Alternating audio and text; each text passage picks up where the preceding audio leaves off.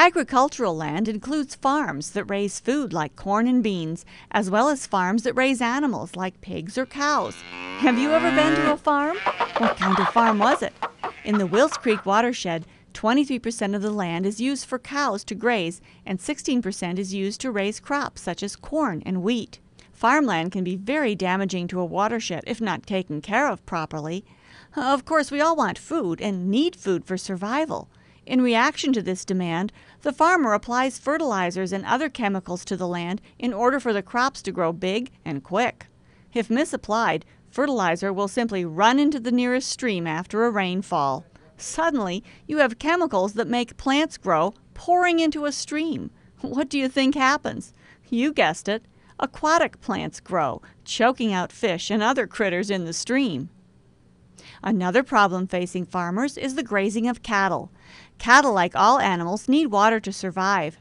If they're left to freely walk down into a stream or creek to drink, they will trample the stream's edge and cause the water to become muddy. Farmers can build water supplies elsewhere for cows to keep them out of the streams. Farmers can also use another method to avoid erosion called reduced-till farming.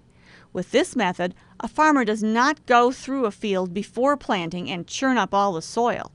The result is less time that soil is left on the surface and perhaps run into a creek during a rain shower. Some farmland is used as valuable hunting area for deer and turkey.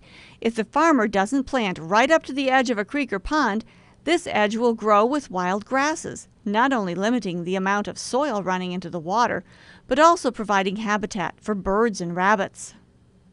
By keeping a forest fenced off from cattle, the farmer creates another type of edge.